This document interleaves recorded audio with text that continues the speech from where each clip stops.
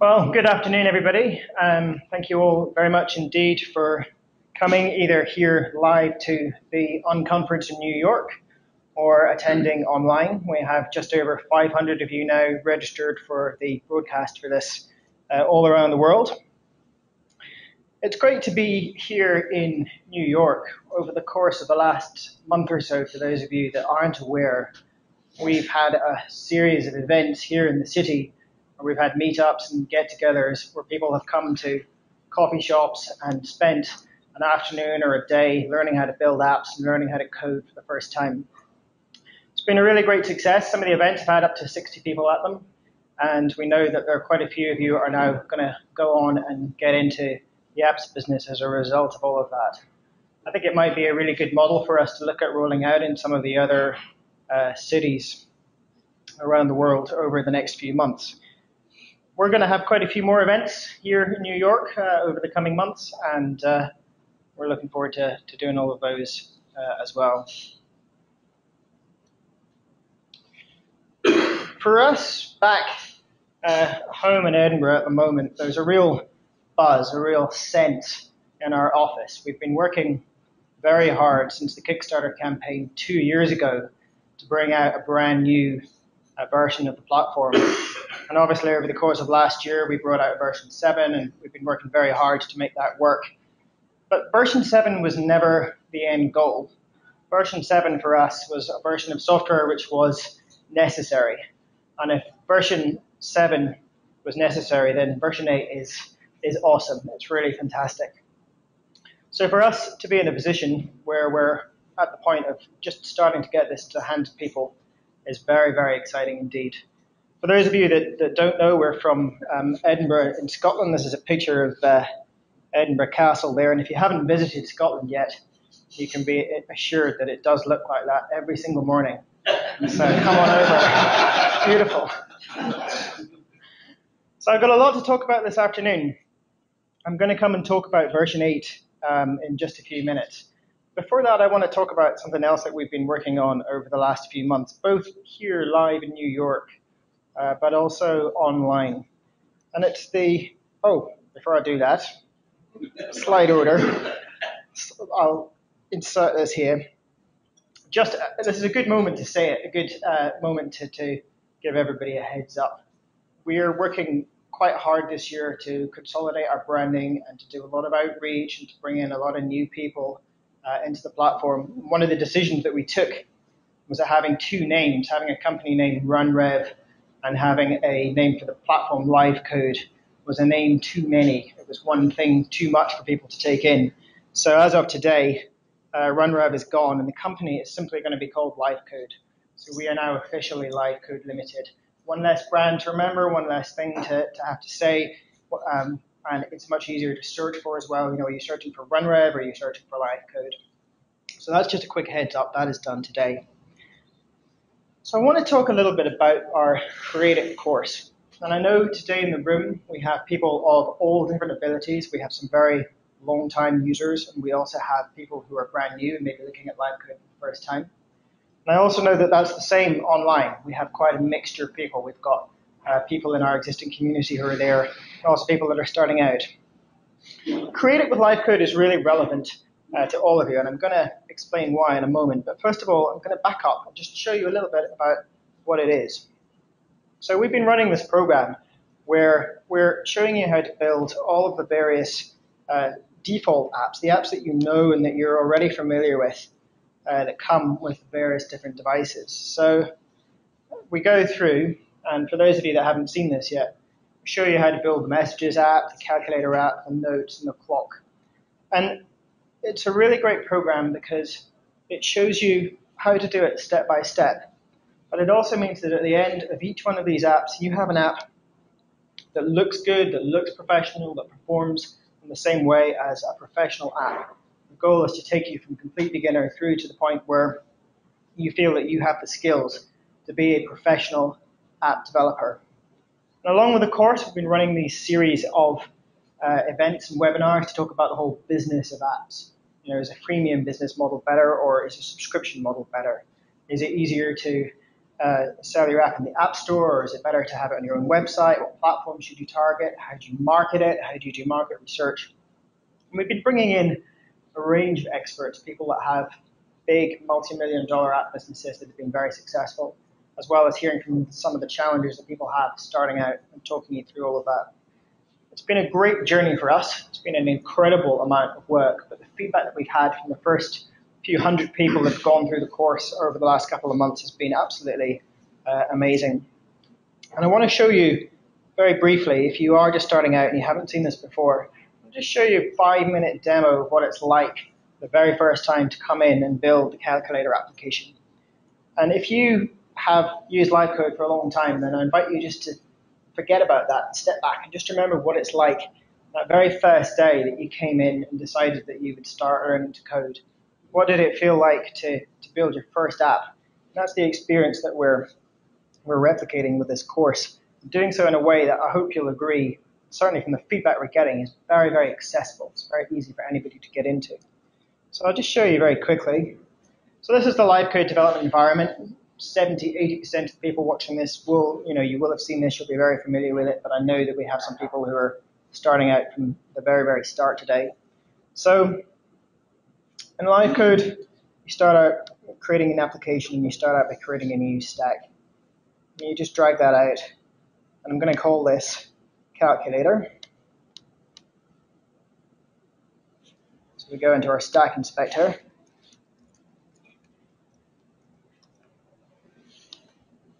And then I'm going to set it to be the size and width of the iOS calculator. So the height needs to be 667, and the width, other way around, the width needs to be 375, and the height needs to be 667.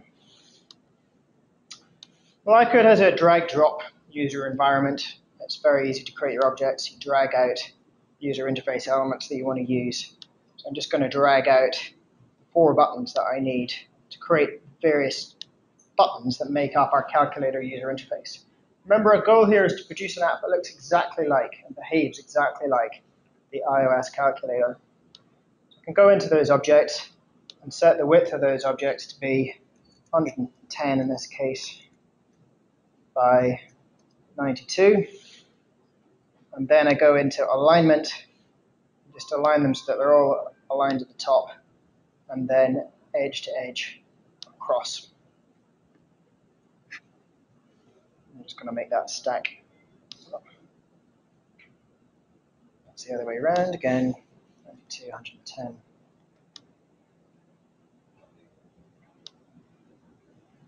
So I got these buttons and aligned them all. Don't worry, I'm not going to build the whole app today, I'm just going to show you a few parts of it. It's very quick then to just replicate those across the screen. It's just a case of copying and pasting those. Just use the keyboard shortcuts there to do that. Same as in any text editor, or if you use a graphics building application, you're going to be pretty familiar with this process. Just to create our rows of 5 buttons that make up the calculator app. And then just nudge those neatly into place using the arrow keys on my keyboard. So then we start to set the text formatting up. So obviously the buttons on the calculator are a lot larger. We set the font formatting here. So this is Helvetica, a particular form of Helvetica I'm looking for, which is this one there.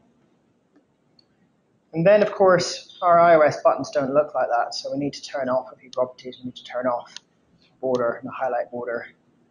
And then we can go in and start to set these buttons to look right. So if you remember your calculator app, down the right-hand side, there are a series of orange buttons. So if I go into colors and patterns here, take an orange there, and then just take a darker orange for the highlight color, I have those buttons. Everything in LiveCode is live, so that's how LiveCode got its name in the first place. To try out these buttons, you simply click on the run mode, which is the top left of the inspector here. And that switches your app from a state where you're editing it to a state where you're able to make changes. And you can immediately see that your buttons are now highlighting as you would expect in the calculator. Then it's just a case of going in and naming some of these objects in the same way that you would see on your calculator. So if we go in and we set this to be equals set this to be plus, put in all of the different buttons here. If you want to, you can go and find the symbol for that, get that correctly. And then put in all the number buttons. Very quickly, I'm not going to do all of it just now, but very quickly, you start to have an app that's starting to look very much like a calculator app. If I set these buttons, set the background here just to a light gray, and then set my card background to black, just starting to get something that really feels like the app that you know and you're familiar with. Very quickly, I could just nudge all of these to get that 1 pixel wide border that you expect to get. And you're starting to have an app just in minutes. And then put in this field at the top, which is the display field. Set the colors. I want white text for that. We're going to put a 0 in as the default. And just make the size 48 again.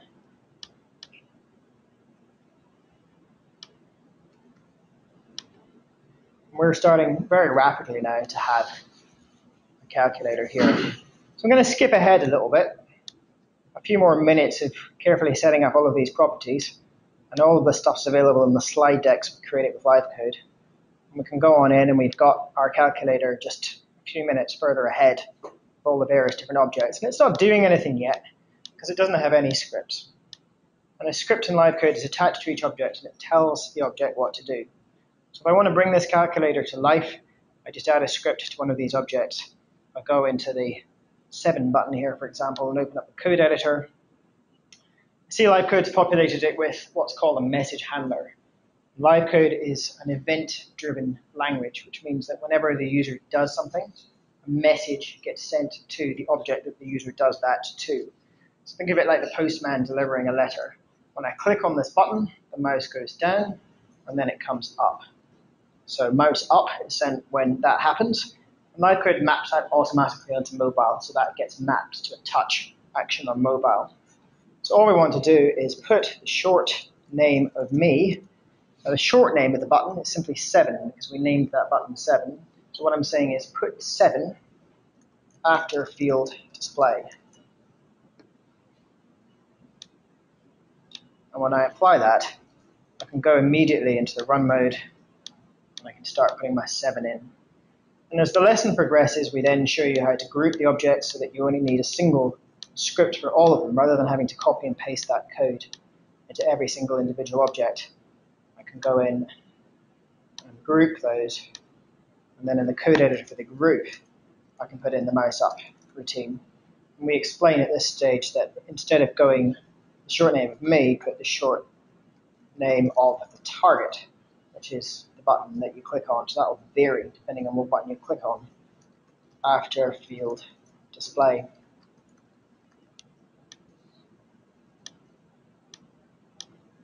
And there we have a calculator that's very much starting to take shape. And in the rooms where I've been in and I've been teaching that, when people do that for the very first time, there's a real aha moment that comes when people see their calculator actually starting to respond to the events. So it's a very well-paced lesson. I've been in rooms with people with all kinds of ability. They all managed to build quite successfully with the calculator. With a couple more hours editing, you end up with something just like this, which is a fully featured functioning calculator. It does exactly what you expect and is ready to deploy to your phone. So we've had such great success with this course that we wanted to find a way to make it more widely available and to make it part of what it is that we do as a company. Our whole vision at LiveCode is that everyone can build apps. And it's all very well to have an easy-to-use development environment, but if you don't hold the hand of people who are just starting out for the first time, show them how to build apps, and show them how to build apps that are really, really good, then it's difficult to get into a platform, no matter how easy it is to use. So what we're doing is we're updating our business model a little bit, and we're introducing a $29 a month subscription, which makes it much, much more accessible.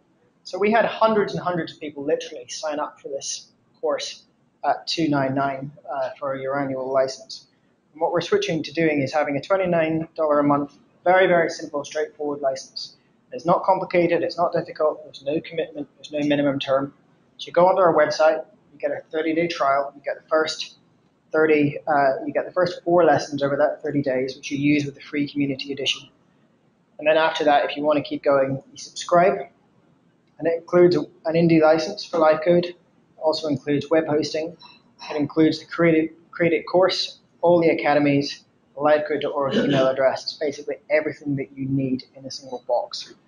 So if you're starting out for the first time, we're making it very, very easy for you to get into the platform. If you're somebody who loves LiveCode and has been for maybe the last few years trying to get your friends or other people into the platform, and some of them make it and some of them don't, this is an avenue which I think will make it much, much easier. So we do invite you to go out there and tell people about this, get people involved, and get them trying out the platform.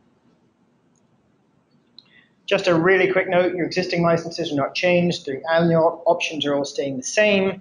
We're adding new monthly options for all of the other license types, so if it's easier to pay monthly, then you can do that. And all of the licenses are going to include the same benefits, the hosting, created course, and academies. What that means is that we will be adding those benefits, so the created course, the hosting, the email address, all the academies, to all of the existing active license holders. So if you're an existing active license holder watching this at the moment, then that will come into your account sometime in the next 30 days. And hopefully that will help you to get some advanced tips out of the created course. As we get further and further through that course, it gets more and more advanced. We go on to talking about doing cloud applications and client server applications and push notifications and building an end-to-end business. So even for people I think who are familiar with the platform, there's a lot of value that we're adding to all of the licenses there. So let's move on to something else. We are at the stage. LiveCode 8 has been this very long-running project, and it's been coming together over the last few months. We are finally at the stage with it where I'm able to say that as of, I think probably now, but certainly within the next few minutes today, there will be the very first public beta available for download.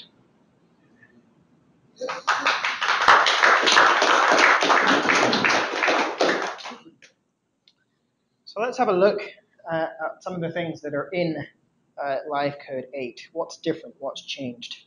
Well, that was a LiveCode 7 calculator, so let's head on over and have a look at LiveCode 8.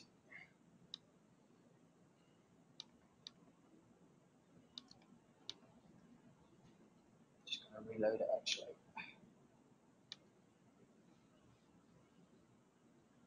Okay, so the first thing that you're going to notice with LiveCode 8 is that the tools palette has changed quite considerably. So you'll see all of the objects that you know and that you're very familiar with down below here. So these are all the original controls. And from here on forward, those controls are going to be known as the classic controls. They're going to be there for backward compatibility. They're going to be there for you to use if you need them for a particular functionality. But what we're doing is moving all of our objects over to the new widgets architecture. The widgets are a way of defining objects in LiveCode in a flexible fashion that really has not been open to us before. And it's also a way of allowing our users to do exactly the same thing. So I'm going to show you a few widgets and then drill into the process of what it's like to create a widget, edit a widget, and what's going to happen as we go through the beta process. So you can see we have, for example, a nice, neat little segment widget here. If I open it up and get my property inspector, for those of you that are familiar with the platform, you'll notice that we've changed the inspector. So there are now neat little tabs at the top of the inspector, which make it really easy for you to move between the different panes. And this whole inspector is now auto-generated. So anybody that builds a widget simply defines what properties they want to set, and the inspector goes ahead and puts all of the editing controls in place. So you don't have to roll your own property inspector, you don't have to write your own plugin. Every one of these widgets exports that piece of information about it. So we can see straight away that this has got a selected segment, segment names, width. I seem to be able to change it between a text and icon. I can go and put in different things into the segment labels.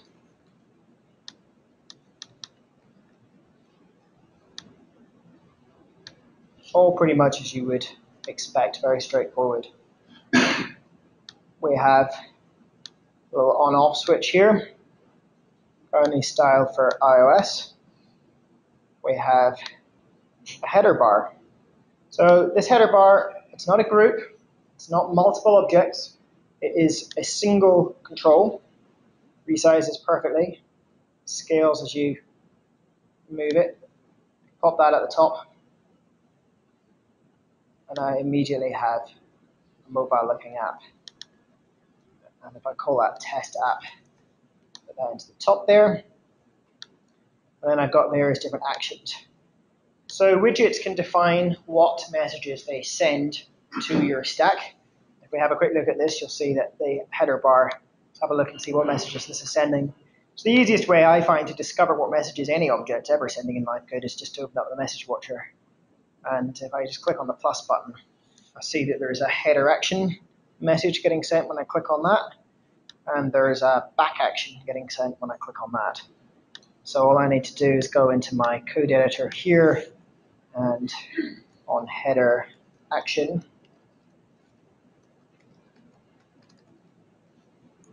answer P action, and then on back action, answer go back, just to show you these messages getting applied. So straight away, I click on new and I get new there, I can click on back, I get back there. And I can customize it. Let's say I don't want that to be a plus icon. In fact, I want that to be save. So I'm going to call that action save. And then what we're doing is we're using a font called Font Awesome, very popular these days, to put in all of these little icons. So you can download a cheat sheet for Font Awesome on the web, which has a list of all of the different character codes for all the different characters. So if I search for save here, just want to change this to be a save. Don't think I want lifesaver. Let's move on. Okay, well, it's a bit retro, but that'll do. So F0C7. Now, of course, we will have a nice little pop-up chooser very shortly, possibly even in the next few days. But that's my widget changed to a save icon in the top bar, and there I'm getting save when I click on it, just like that. I can drag out a footer bar as well, so that goes down at the bottom there. And again, I have complete control over that bar, so I can change all of the different items that are on that bar. I can change the different icons. I can add more icons. Or, take one of those out. Maybe I only want 3, so I can take that away. And again, it's a single object. I'm able to move it around and resize it, and all the rest of it. There are no issues whatsoever with the drawing and so on. It's all just very neatly self-contained. Got a select widget there with these little bars. And we have a graph. And I really like the graph because, again, single object, scales beautifully, no coding, no thinking about how to do all of that. It just works as a single control. I can change the color, so I want to change that top line there, for example, or I can change it to be translucent, so I can put in an alpha channel there so you can see through that line at the top. So a really good set of widgets that have been included. And we've already been using these in a training program that we've been doing. We've been working with the National Health Service in the UK to train clinicians in how to build their own apps. Because the National Health Service has had a couple of fairly high-profile, high-budget apps that they've produced that haven't worked out so well. A couple of £1 billion have sort of disappeared into not much by way of result. So they changed the whole thing, and the whole focus is getting clinicians, the people on the front line who actually know what it is that they need in a day-to-day setting to understand the language of apps, to consider building their own apps, to club together and to share open source apps. And it's a much better route. And so we've been doing these training days across the country, and we've got loads more of them coming up. One of the apps that we've been building, and we've been using all the new LiveCode 8 stuff, is this peak flow monitor app. And this is for people with asthma. Very straightforward app. And the idea is that you deploy this app, and then the patient can monitor. They blow into this tube, which tells you your lung your airflow for the day, and you can then enter that into the app, and it gives you a little bit of advice. Very straightforward. So you go in. That's a movie of the app. The reason it's a movie of the app is that I have a slight aversion to live internet demos, particularly as the guys are busy replacing a large part of the server as we speak with all the new web pages. Oh, right, yeah. No, it's a movie. It's a movie. Yeah. So you enter in. This goes out and actually goes into a database as well, and it's an NHS database, and it has a tendency to go down at random. So it's much better to do this as a movie. But you go in and you enter a reading and you get a graph. And if you look at this screen with a graph on it, there are 3 objects on that screen. Now, previously, you would have needed literally dozens to draw that graph, or you needed to use a third-party graph tool or whatever. That is a header bar, which I showed you how to make just a moment ago. That is the graph, which I showed you just a moment ago. And that is the footer bar. And all we've done is change a few of these icons. And all that the footer bar has is on navigate, go card, P item, because the card names are named the same. And so we go to the graph card or the history card or the knowledge card. Just makes it so quick and so easy. And so again, we're able to get that moment from clinicians who are busy, who have never written any code before. They start to see how they're going to be able to put together an app in a very short space of time. There's that header bar that I showed you earlier in use up the top there. This is going into the knowledge base from the British Medical Journal. This is pulling down a list of local clinics. And then we have access to the NHS Choices website, which has background information on asthma. So it's a straightforward, neat little app, which we're able to largely build in an afternoon with people who've never written any code before. And it's going down very, very well indeed. So there'll be a lot more of that kind of thing to come. Now, the very first version, we have just a handful of widgets. There's half a dozen or so widgets there. And the goal with this version is to have a very complete set. We will cover widgets for every single aspect of building your iOS or your Android applications in shipping version 8. So I'm going to show you now what it's like. We have an extension store, and I'm going to risk opening this up live. I do have a video we can fall back to. So the new extensions manager shows you everything that's been installed. Straightforward, you can select an item. The default ones you can't uninstall, but all the other ones you can uninstall. Literally, just go in and you click that. That pink circle was just me. I put that icon in. Ben would never have let me put that in there. And you can go in and you can install your own extensions very easily and very straightforward. So I'm going to give that a few more seconds.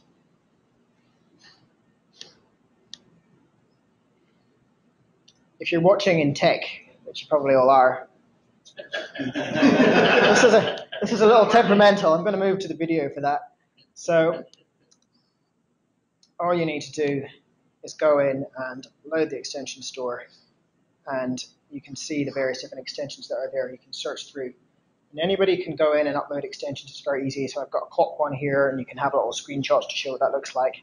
That's a perfectly functioning iOS clock that you can literally just drag drop out onto your app.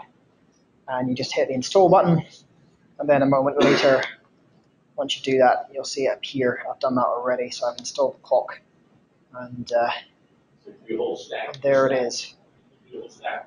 It can be a whole application. Yeah, you can put just about anything in there. Absolutely.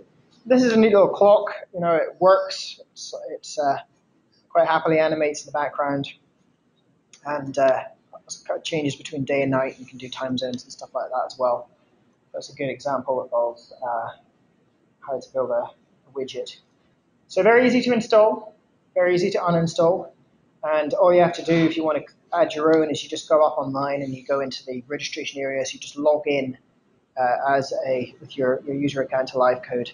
You you set your username. Now you are going to be stuck with that username, so pick that quite carefully. And you just put in the domain here. So community.livecode, I'll just put in livecode kev. So none of you can have livecode kev dot extension name. You can also put in your own domain name there if you're a commercial widget vendor. And then you just go in and it takes you through to the screen where you can upload a widget. And it's just a case of drag dropping the widget file that you've got onto this upload button that you have here. So I got a widget on my desktop, for example, and I just take that file and drag drop that. And a few seconds later, it's uploaded and ready to use.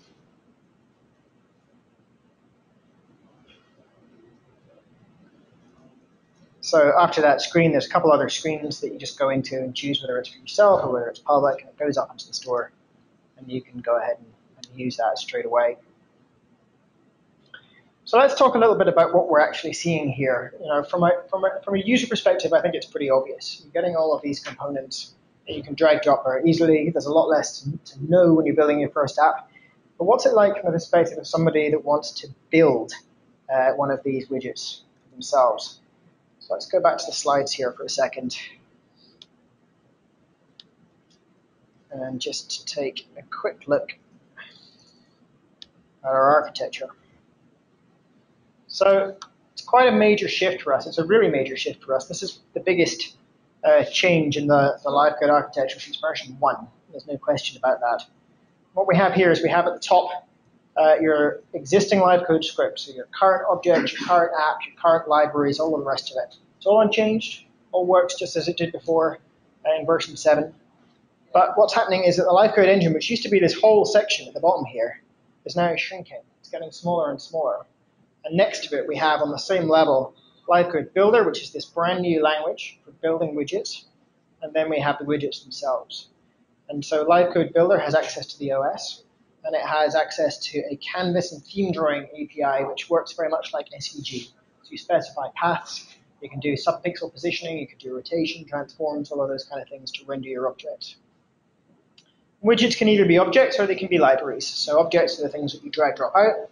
Libraries are pieces of functionality that you implement. So for example, if somebody needed a new sockets library, I can't think who that might be, then somebody could implement that as a library in the widget level and plug it in. And it wouldn't have any user interface elements. It would simply be to go out and to do the socket side of things. There's no start using? There's no start using. No, once you install a widget, it's like you've added to the engine. So all of those widget properties get added to the engine. The object gets added to the engine recognizes it, and you can use it just like anything else. So our goal is to move internally away from writing all of these controls and these objects in C++. This is very, very expensive. Writing, native elements for every platform, all 5 platforms plus cloud that we support. I mean, all of the native stuff that we do is very, very expensive.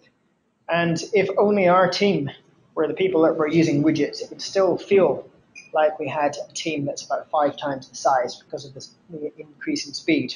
However, that's not the idea at all. We think that you're going to love LiveCode Builder, particularly if you're a bit more advanced. We're not going to suggest that if you're just starting out in LiveCode, you go into LiveCode Builder. But when you've had a bit of experience, it is something that I think you might well find that you're able to get into. So let's have a look at what LiveCode Builder actually is and what's in it and what it does. We've kept the syntax of LiveCode Builder as close to LiveCode as we can. So it is very familiar. It is still based on English. And it shouldn't be too much of a leap for you to move forward to start using it. It is a strongly typed language, so that's a major difference between LiveCode Script and LiveCode Builder. Remember, this is an extra layer. We're not taking away anything in LiveCode Script. All of that remains available. But in LiveCode Builder, everything is strongly typed. And that's to let you go out to the OS, that's to let you wrap libraries, that's to let you do things more efficiently, and that's to let us optimize LiveCode Builder as we go forward. It gives us a scope to do some fairly clever things in the coming months. It has, as I mentioned, a Canvas API. Strongly typed. Yeah, strongly typed means you have to specify what type of variable is. Is it a number? Is it a string? Is it an array? Is it a path? Is it a list? So it's another level of complexity compared to traditional live code, but you need it to be able to do all of this cool stuff. It has a Canvas API for drawing paths, so you can draw objects onto the screen very easily. It's got a whole set of operations for that, really rich already, even in these very early days. So all the SVG operations that you might expect to be able to render. And it has access to APIs written in another language. Now this developer preview that's coming out today only has a wrapper for Objective-C. However, we will be adding Java, JavaScript, and C++. Java we obviously need to be able to wrap libraries on Android directly. JavaScript we need because the engine's moving to support HTML5. And C++ is obviously needed for a whole load of other kind of libraries out there. Turns out actually that C++ you'd think would be easy given that LiveCode is written in C++ and you've got all that experience, but it's actually one of the harder languages to wrap, which is why it's further down the list towards the end. We built LiveCode Builder very carefully. It's been engineered the right way, automated testing, a whole series of processes in the development team. We've had many, many years at LiveCode to learn about software languages, to learn about software language design, to think through, how we would build something like this. And there's a lot of little inconsistencies and little issues in LiveCode scripts that have crept in over the years, which we don't have to introduce into LiveCode Builder. And we won't be. It's a very clean language that we put together. And in the future, it's going to evolve, but I'll probably come back to that at another time.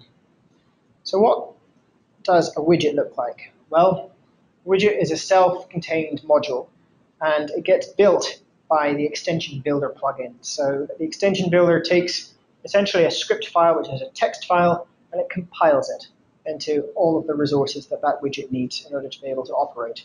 You can put in resources and icons, all of that kind of stuff as well. And in Community Edition, the widget builder, extension builder will automatically include the source code along with your widgets. So if you publish that to the store, then your source code will go up there as well, and everybody can edit it and share and learn from it and all the rest of it. In commercial, you can compile your widget right down, so there's no source code. And that will actually be more secure than the current level of security in commercial because it's actually a compilation step, if a relatively basic one.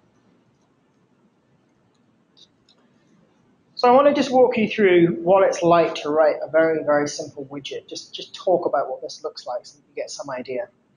And there are a few concepts to get your head around. It'll take a little bit of time, but we hope it's going to be accessible for a good proportion of our advanced or even intermediate level user base. So a widget starts with a block of code, and a widget is, as I said, it's a text file, and it starts with widget. It has the identifier. Now you saw the identifier earlier when you registered for developer accounts. You know what to use there when you register. You've got to use your own unique identifier.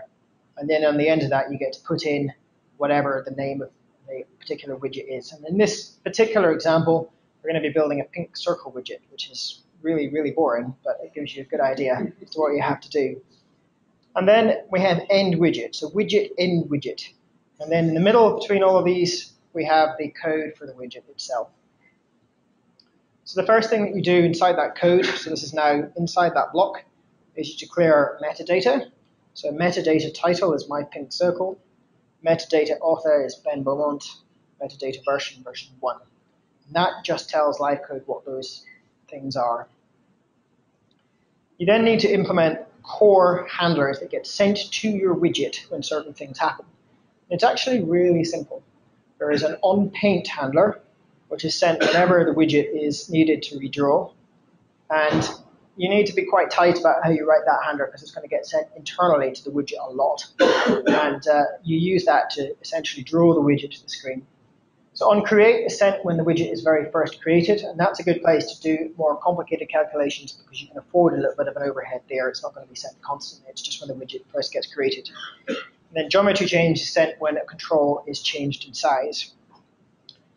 So it's not a huge amount to go and start handling all of these different things. For a very simple widget, you can get away with handling just the onPaint message. That's pretty much all you need to get going. So here we have a public handler onPaint. Similar to LiveCode, a little bit more complicated. We've gone for just end handler rather than having to say end onPaint. And do remember that each of these messages, these three messages, these are internal to the LiveCode builder. So they don't appear inside LiveCode itself. You can't lock messages to lock them. The widget will not break if you lock messages. Your clock will not stop ticking if you lock messages, because these are internal messages that happen at the same level as the engine that keep the whole process working and moving forward. So to draw our pink circle, we just need a few lines of code. And there are plenty of examples. I'll show you where to get examples in a moment, actually. You declare a variable. So variable tCirclePath as path. So you're specifying the type of tCirclePath as a path variable. And then this is very English-like. It's close to LiveCode, not exactly the same. But put circle path centered at point, my width divided by 2, my height divided by 2, with radius, my width divided by 2, into circle path. So we're asking our Canvas API to come back and give us that circle, essentially. And you'll see, actually, I skipped over it, but there's a use com.livecode.canvas, which is the API for doing all of that drawing. Think of that kind of like the stacks in use or insert into message path. It brings in other widget code to make it available within the widget. Set the paint of this canvas to solid paint with color. And here we've got 101, which is simply 100% red, 0% green, and 100% blue. You can also specify them on a 0 to 255 range. And then fill tCirclePath on this canvas. That is all it takes. So when you've done that, you go into, and at the moment in the DP, it's just a plugin. We'll build this properly into the UI as we go, but you go into the development menu, and you choose extension builder, and then you select this .lcv file, which you've saved, which contains that text file that we just saw.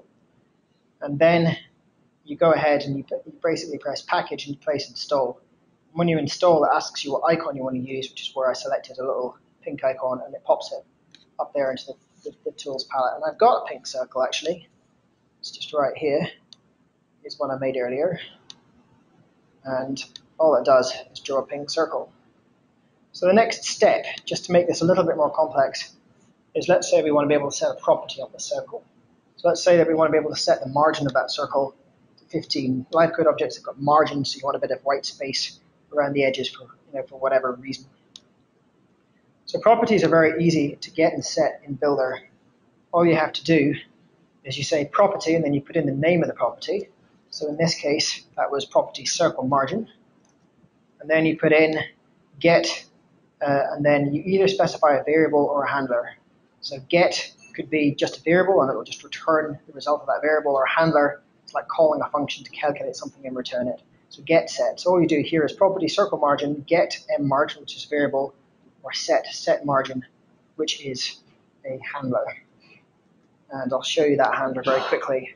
So if I go into my extension builder here, I've got my pink circle loaded. I can open up my script, which just loads up Text Wrangler in this case, and I can see that I've got my set margin handler here. And all it does is it stores that variable into m margin whenever the user sets it. Then it calls a redraw, which is essentially causing it to call the paint handler. And we've just added in a little bit of reduction. It just pulls that off the width when it's calculating the radius of the circle. That's all you have to do.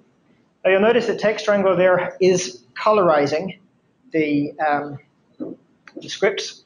There is a colorizer for Text Wrangler for LiveCode Builder up in our GitHub repository. You can go and get that right now. I believe there is one for, there's a different program on Windows. Why do you do it in Text Wrangler? At the moment, we don't have a built-in editor for widgets, and they are just a text file. It's literally just a text file that defines how that widget works. So they are external. As we get later into the beta cycle, the idea will be to bring that all in, so it will just come up into the script editor. But we just haven't, because the colorization is different. It was quicker for us just to do it this way to get the first developer preview out. Is there any plan for a GUI tool to build widgets? Not that I'm aware of immediately, no. I think it might be possible to do it. I suppose you could define the widgets, but no, it's intended as a language that you use to define them. You kind of hope someone else will do it. Yeah, well, anyone, if you want to build a GUI tool, that would be absolutely wonderful, please. Tomorrow, please. Tomorrow. Yeah, that would be great. I'm sure a lot of people would love that. So I'll just show you quickly also, we have a repository of a whole load of widgets up there at the moment in our GitHub repository. This is all public, so you can just go along to the main LiveCode repository. If you just go into tree develop extensions widgets, you can find it on there if you go in, and I can give anybody the URL afterwards. You can see a list of the objects that we have already. And these aren't all pre-installed. We've only installed half a dozen or so of them in today's DP, because some of them aren't really finished yet. But we have a cross-platform button, which allows you to draw out a button, very straightforward. It's the first object that's starting to make use of something called theming, which is this idea that you're able to ask LiveCode Builder for all the information about the current operating system that you're on, and use that to draw the objects correctly for each of the different platforms.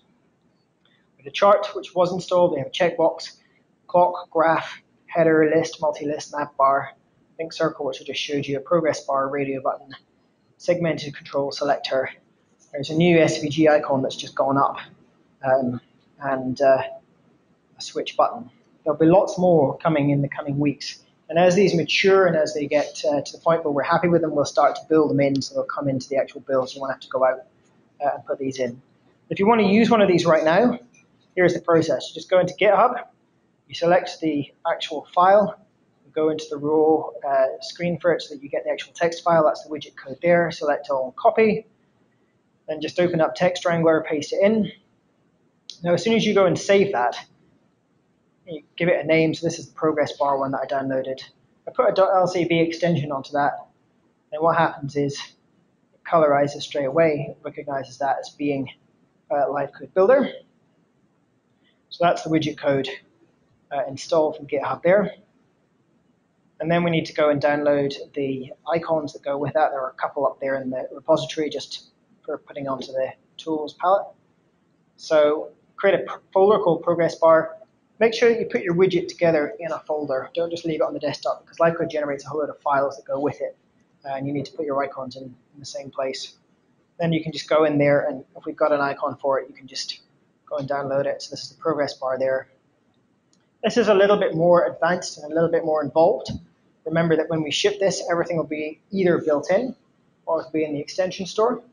But I'm just showing you this process so that you get the idea that today you can go onto GitHub, have a look at some of the code that's there, install your own copies of it, give them your own name or your own unique identifier, and go in and make changes. You literally just go in there and you package it and install it.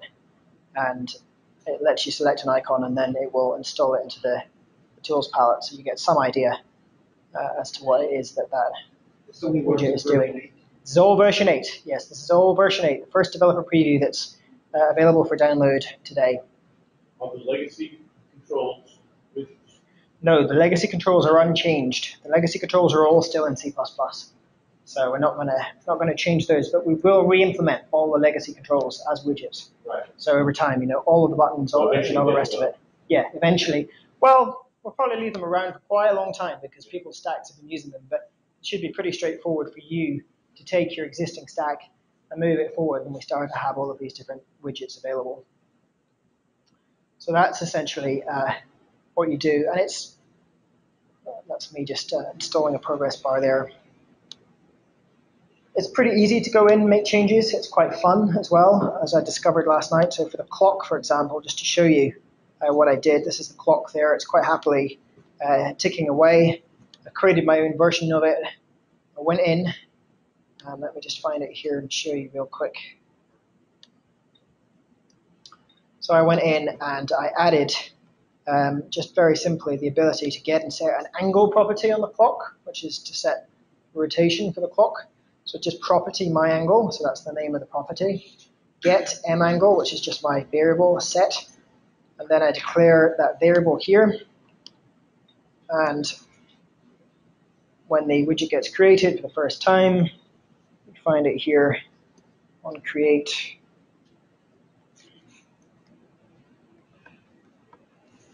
I just put 0 into it. And then on Paint, I'm just translating this canvas and rotating it by that angle property. And I have a little handler here that shows you how to, that basically saves it whenever a user enters that property.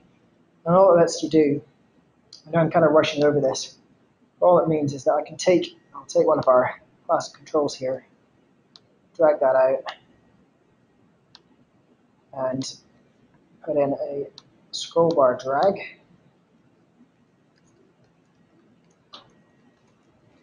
Set the M, was it my M angle? My angle of widget clock to X. So X is the value of the rotation. And I'll set the N value to 1 to 360. And obviously need to call this clock. And I should now, in fact, be able to rotate my clock. So try doing that in LiveCode right now with groups and whatever else. And you'll notice that while I'm rotating that, it's quite happily ticking away. That second hand is moving. There's no problem with that animation. It's just running absolutely smoothly. So very, very easy. Yeah.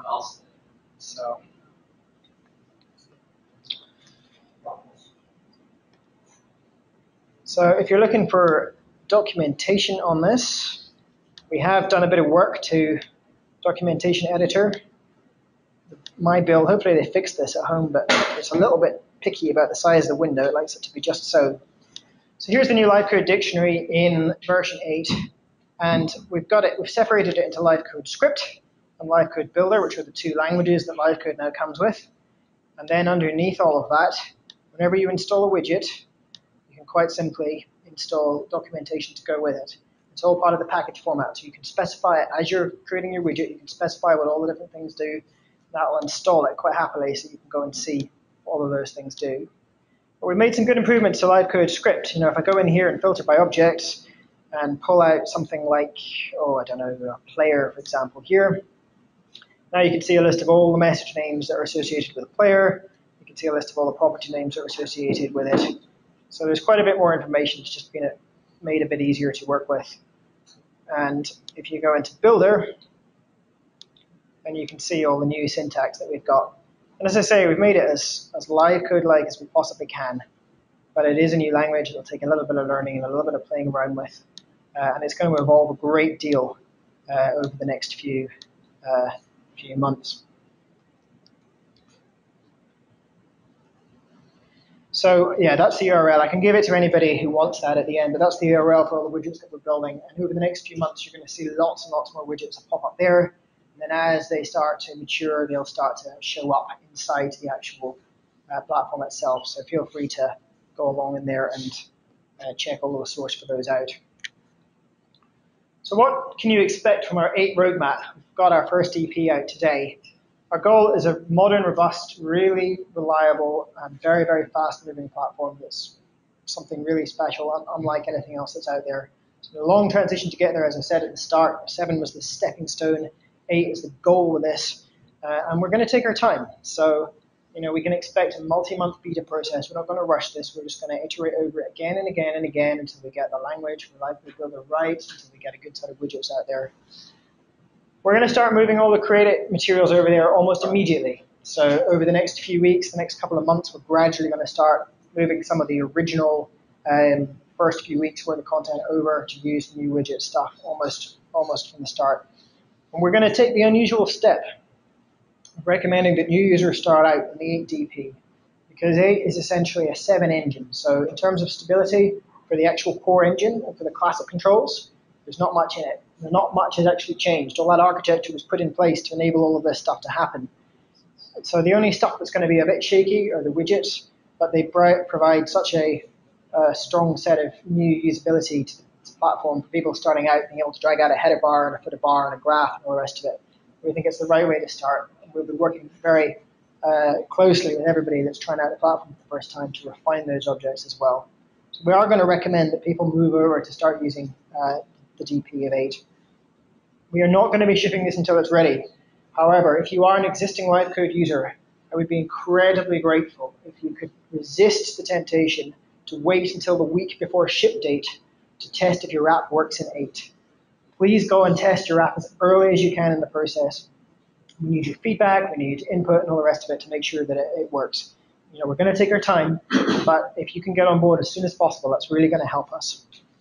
And when it does ship, we will not be supporting version 6 or version 7 at the end. When we get to the point where we're shipping version 8, it's going to be ready, it's going to be good, it's going to do what we want it to do, and it's going to be the baseline platform for us to move forward from.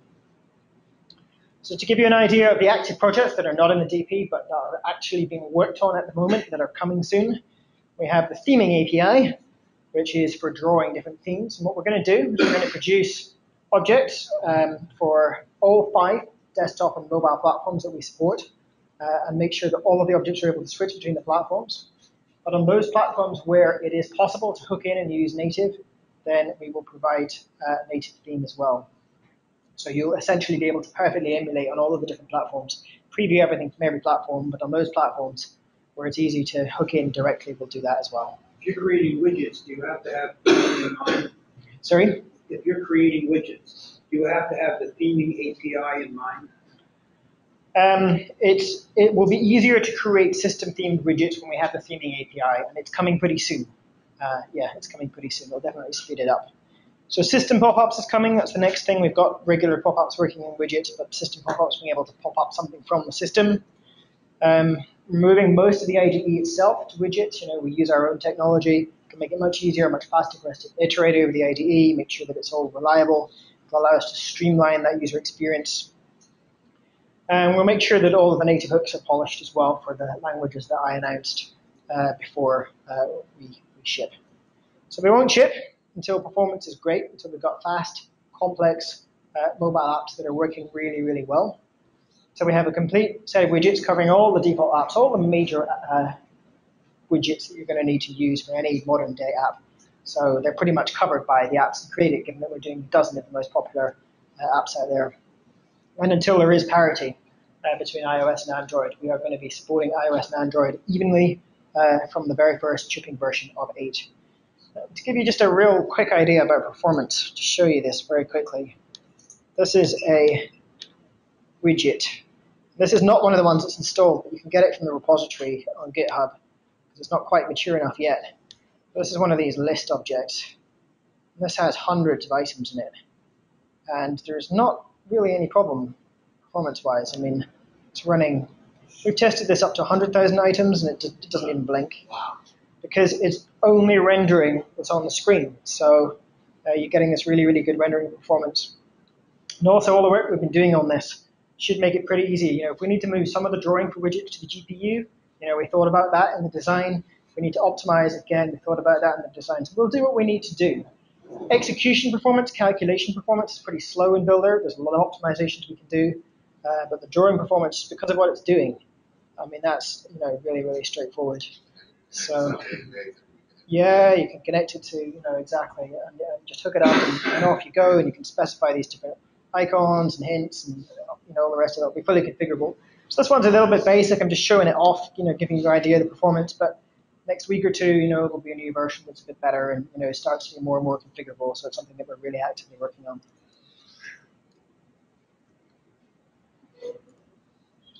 Really quick update on HTML5 because I know a lot of you are asking about this.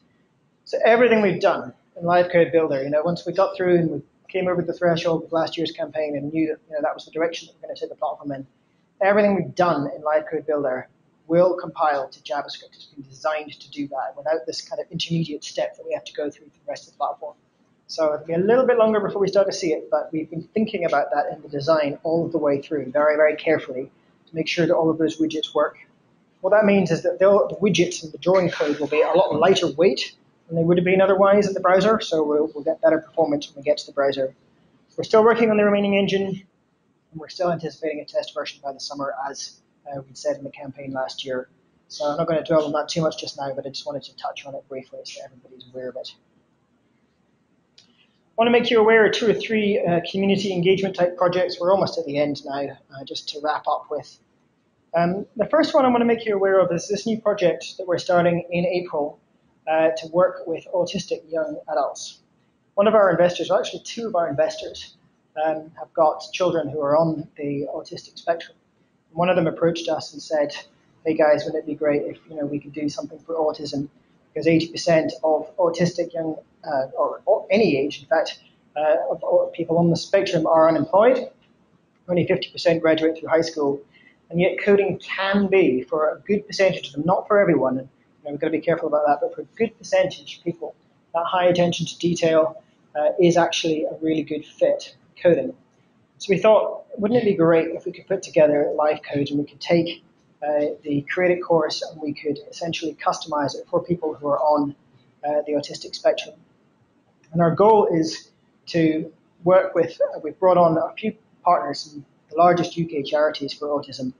And the goal is to work together with these charities to customize the Create It course and to teach 3,000 people who are on the autistic spectrum to code. So there's a campaign that we're going to be launching to raise funds to do that. That'll be starting in April. We'll be working with these charities to put that together. And we'll be customizing the course material and adding captioning and doing all of the various things that we need to do. And then we'll be supporting people going through that course. So this is something that's aimed primarily outside our existing community, but I know that some of you are likely to want to get involved, and if you are interested in getting involved, then please do let me know.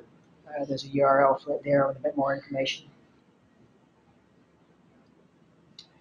The next community project that I wanted to talk about very briefly, the LiveCode 8 IDE.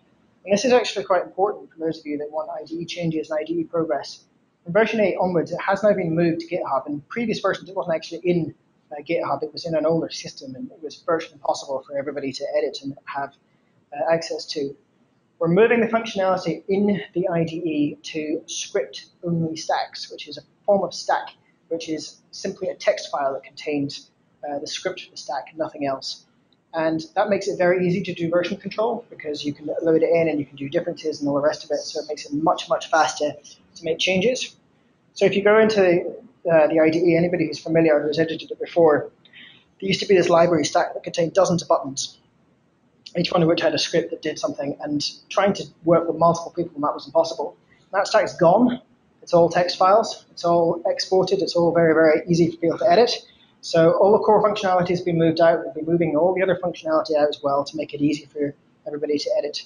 And that means that as of today, we are now in a position to be able to accept pull requests on script-only stacks. For those of you that don't use GitHub, what that means is we will accept community contributions. You can go in, you can download the source, you can make a little change, you can fix a bug, and then you can send it back to us, and we'll review it and incorporate it very easily.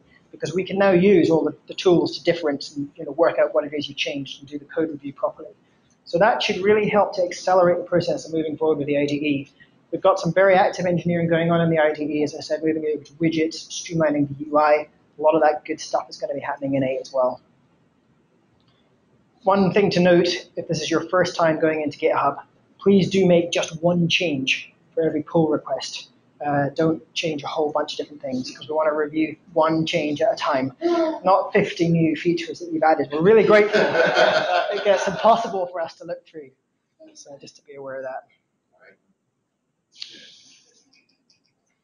And the final thing that I have to announce, I know that we're bringing out a whole new language, a whole new set of capabilities. There's a lot there to take in. We'll be refining it over the next few months.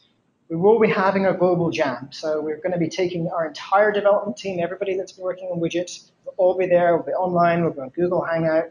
We'll be there live to help everybody build widgets for the first time. And we'll be using all of that feedback to refine and improve the architecture. I don't have a date immediately, but it will be coming up fairly soon. So keep your eyes peeled. There'll be an announcement fairly shortly for that. I do hope that if you're at all interested, then do come along to this because it will be a good first opportunity to get in and just try and make a few little changes and start building some of these widgets. Okay, I think that pretty much brings me to the end. We have pretty much we've gone through our time, maybe just a tiny little bit over. So that is the end of the actual presentation part. I'm going to hang around for a while and take some questions. So thanks very much. Who's got questions?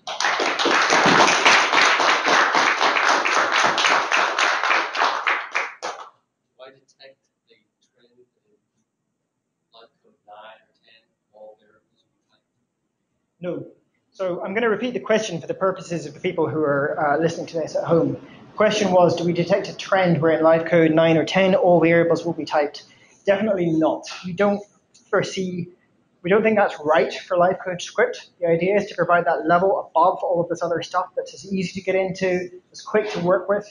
You may have a dozen really complicated, sophisticated widgets that are hooking into HealthKit or to different parts of the OS or rendering maps or whatever. But you want to glue it together in LiveCode. You want to glue it together in a language that's really, really easy and where you don't have to think about that.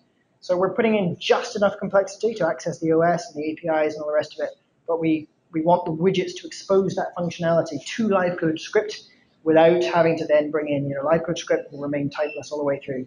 The widget will do that conversion and then pass it to the OS and then pass it back. And that is the thing for experienced developers, you name widgets, and everyone can create apps using those widgets. That's right, yeah. The more experienced people in the community can build the widgets, and then everybody else can benefit from all that experience. But the difference here, if you think about the complexity needed right now to build an external, you have to go into C, C++, it's a really complicated language, there's a lot of knowledge. Widget is just one step. It's just a little bit more complicated. It's not the same kind of level of complexity. So we hope that instead of it just being a tiny percentage of the population in our community able to work with it, we hope that 10, 20, 30% of people are going to be able to build widgets, and that will cause the whole widget store to just proliferate like crazy. Earlier in the talk, you talked about the new licensing model, I guess the monthly and training material and all. Is that a commercial license, or is that just a community license with the training material? Okay, so there's a question about the training material and whether it's a commercial license or community license. Yes, it's a commercial license, which includes the training material. So it's a license, it's hosting, it's training, it's academies, it's an email address, it's everything. It's basically the whole package. One very simple thing, it's not too complicated. You just, you either have it, you don't, basically. Perpetual $30 a month? Yes, that's correct. Yes, it's perpetual every month as long as you want to keep accessing it. Can I be the first person to report Can Colin be the first person to report a bug? Have you got it already? Is it up? That's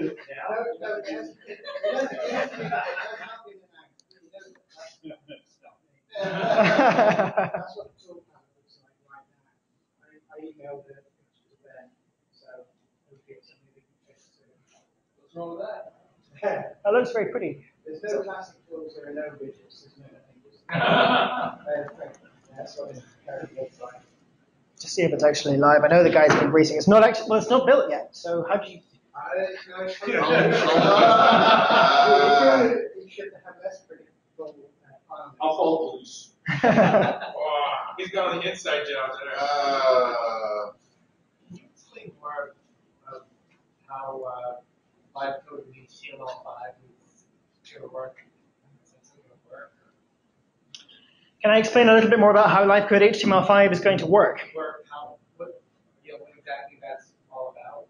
What it's all about. So the idea is that you'll be able to take your LiveCode application, and then there'll be another option in the standalone builder. So where you've already got the 5 platforms that you can build for, we add in another platform, which is web. And what it does is it takes the engine, which will have been recompiled to JavaScript, that stables in your stack code, and then you display that running in a browser, and there's no plugin needed. It's just straightforward. Revolution. It's another revolution. How many do we bring out? Keep going, Kevin. Yeah. That's an important one. Any more questions? That's one easy. I don't have a, I had the $100 version, whatever that was, $99 membership, which gives me access to the 5 app. Yeah. So where am I? You said it's free if you're already $2.99. Yes. Where am I? So if you have an existing membership, then we'll be quite happy to add that into your membership, the course access. We're moving away from that model. You can keep it as long as you want. You can renew it. That's fine. We're not going to change it. But we're just, you can finish it out. Yeah, but we're moving all of that stuff into the $99 a month, just keeping it real simple for the future. But yeah, $29 a month. Yeah. Yeah. Well, what can I do? Can I apply the $100 to? I've had a couple of months already. So what does that mean? How is it going to work?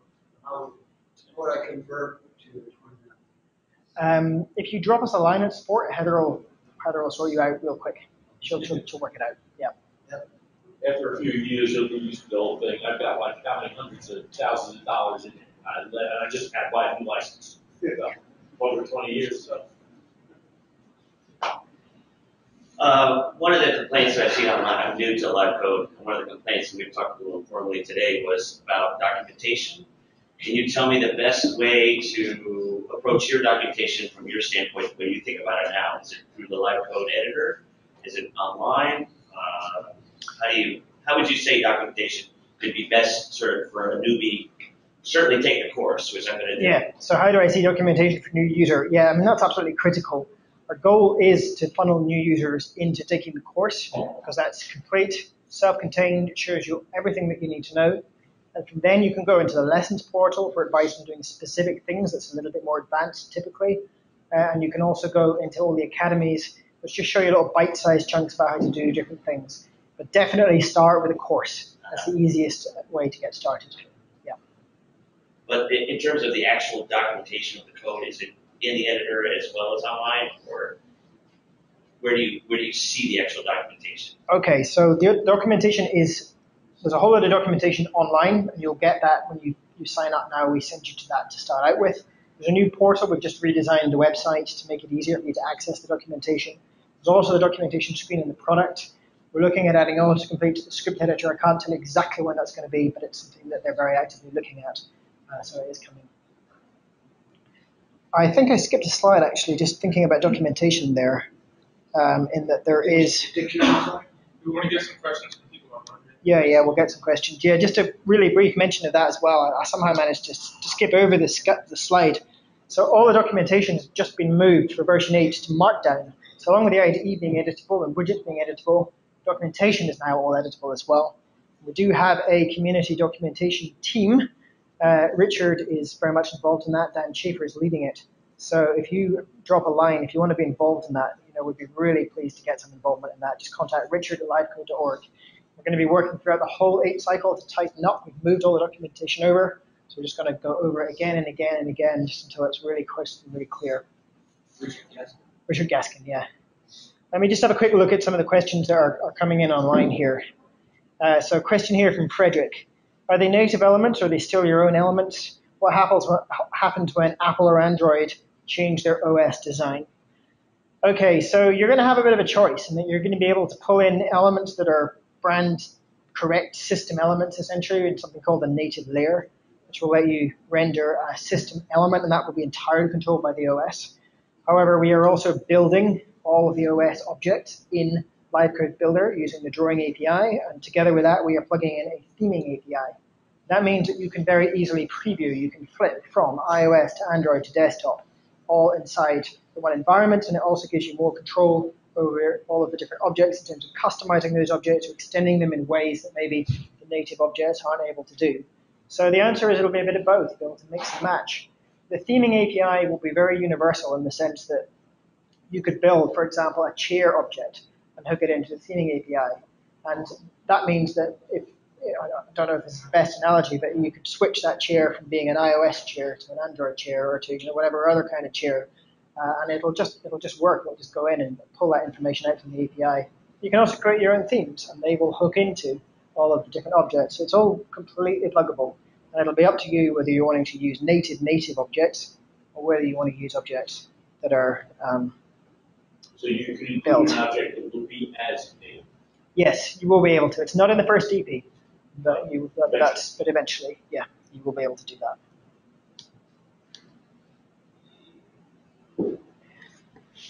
Okay, question here from Debbie. If somebody's using the monthly plan for LiveCode Indy, would courses be starting monthly, or would it be a recorded class that takes place at your own pace? So it's going to be a little bit of both. There'll be a combination of being able to go back to the whole library, but we'll also recommend you go at a certain pace, and you'll be invited into all the live webinars that we do each week to talk about business matters, tech matters, and all the rest of it. So a bit of both. Okay, Bruce, that sounds like the same question. Do they use actual native widgets behind the scenes? I think we've answered that. Question from Jim. Is there any moderation of uploads to the widget store? There'll be some moderation for commercial widgets. So you'll be able to sell commercial widgets through the widget store. That will be something that we do moderate. For open source, we're not planning. We're planning it to be pretty open. You're going to be fairly free in terms of what you put into the store. Obviously, we'll review that if we need to. Will the extension store be open to people with a free community edition? So our hope is very much that the extensions, there will be lots of free extensions as well as paid extensions. And there'll probably be many, many more free open source extensions than there are commercial ones. So absolutely, it'll be open. Obviously, if it's a commercial widget, then to have that code security, you have to have a commercial license to be able to use it. You could do that with a $29 a month version, for example. That would give you access to the commercial ones. The extension store is there for sharing, and we're committed to open source, and we hope there'll be lots and lots of open source widgets in the extension store. Okay, another question from Debbie. I'm currently taking the LiveCode 8 class. I'd rather start over learning with version 8 since there's such a big difference. We're already behind in the class due to joining at the end of the enrollment period and other issues. Do nothing that you've learned is going to be irrelevant or lost in any way. You're still going to, you're still learning so much about scripts, objects, app design, and all the rest of it. It's all very, very valuable. Yes, it's going to get a whole lot better with version 8, but, and you're absolutely welcome if you wanted to wait until we start re-recording the lessons in 8, which won't be too much down the line, but what you're doing now is still going to stand you in very, very good stead. Question from... Of course, we'll probably start in the same place anyway. Yeah. Question from Eric. Is this being recorded? Yes, it's being recorded. It will be available afterwards. Question from Glenn. How does this fit into HTML5? Glenn, I think that was earlier in the webinar that you asked that. So if that question is still relevant for any aspect, then please just rephrase it for me. Question from Ben. Is DP installable side by side to a current LC7 on both Windows and Mac? Absolutely. Yes, it will not overwrite your 7 installation. In fact, I've got them both here. I've got both a 7 and an 8 installed, so there should be no problem with that at all. Question from Alejandro.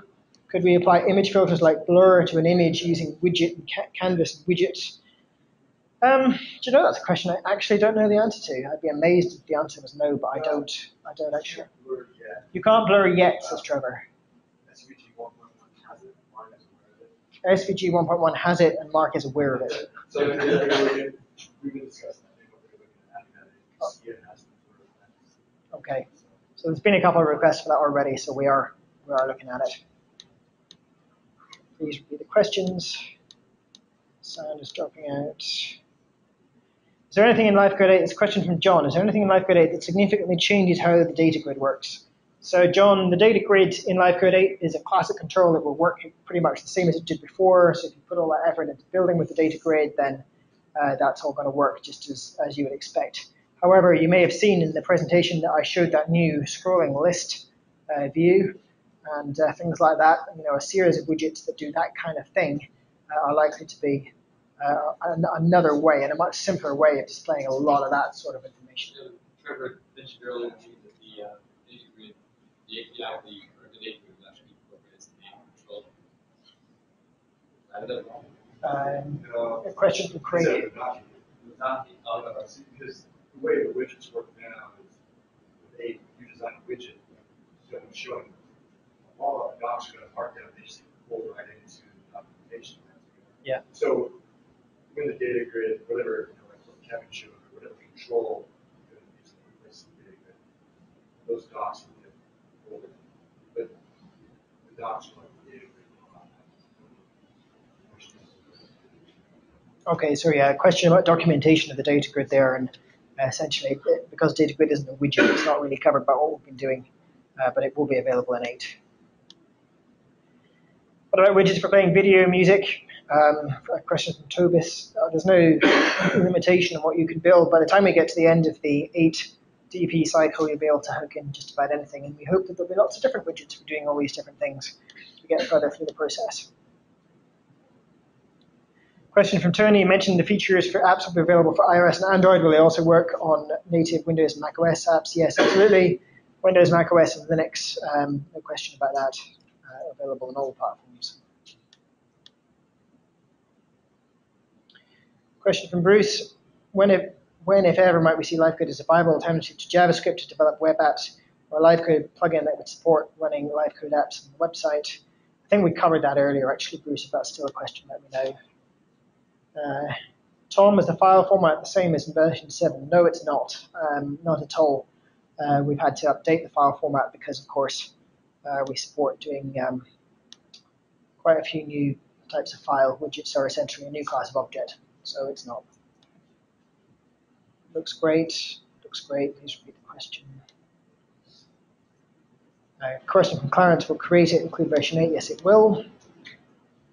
Question from Rich, is widget code speed of execution as fast as current compiled extensions? No, it's not yet as fast as that, in the sense that the actual execution of code to do computations and repeat loops and so on is a bit slower still than LiveCode script. Obviously, the rendering is very good because you're rendering just a specific area, so it's got a lot. You don't have that overhead where you're creating all those additional objects. It's just one object, so that's very good. But at the moment, it's relatively slow execution speed-wise. It will speed up enormously, though, over the course of the DP cycle. The way we built it, it can be compiled to JavaScript. It can be compiled, further down. So there'll be a lot of optimizations that we can do with this language over time.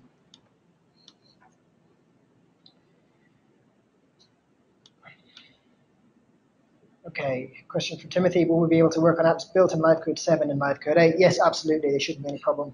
Just answer it. Question from Paul. Will Java be the only lower level access to Android OS APIs? Will C and C++ also be available to utilize in Android?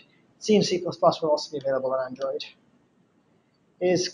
Question from Debbie. Is 8 close enough to 7 that I can do the course materials from previous weeks in 8? When those materials are available, that should be okay, yes. Question about commercial extensions. I think I've answered that. Question from Jonathan about 64-bit. We already have 64-bit builds for iOS, for Linux, and for server. I don't know if you're asking about one of the other platforms. If so, we are thinking about it, but it's not something that we're doing immediately. Question from Eric Glass. Would you talk about open language and allow us to add new syntax like total, field, and all the rest of it? Okay. Yeah, this opens up a whole answer, which I'm just going to keep relatively short because I think we're running over time, and I want to wrap this up just in the next couple of minutes. But open language is something that will come in LiveCode 9, and it allows flexibility to defining the way that LiveCode script is. It's quite cool. There's a couple of blog posts up there if you want to go and read more about that, but we will be coming on to that. Okay, question from David. Will there be support for Windows 10 and Windows Phone 10? Windows 10, yes. Windows Phone 10, we're looking at that, obviously, as and when that platform gains more and more traction in the marketplace. That's something that we can look at. Question from Debbie. Will a credit course for Autistic be available to the general public? It's a good question, Debbie. I don't know the exact answer to that question at the moment. We're still kind of developing that. But probably not exactly, no. Question from Richmond. Why isn't computer audio supported on Linux? Richmond, I'm sorry, I don't have the answer to that question. As far as I was aware, audio was supported. Okay, we are really running out of time. I can see there are some more questions there. So what I will do is I'll download this list of questions afterwards, and if there are still questions that I haven't answered, I might just put together a couple blog posts over the coming days just to dig into some of those questions. So we are pretty much out of time. We've obviously got this Unconference running this afternoon. Lots of other people want to get up and present their apps. So I'm going to say thank you all very much indeed for attending. Thank you for listening if you're listening at home. And that's it from me for the moment. Thank you. Thank you.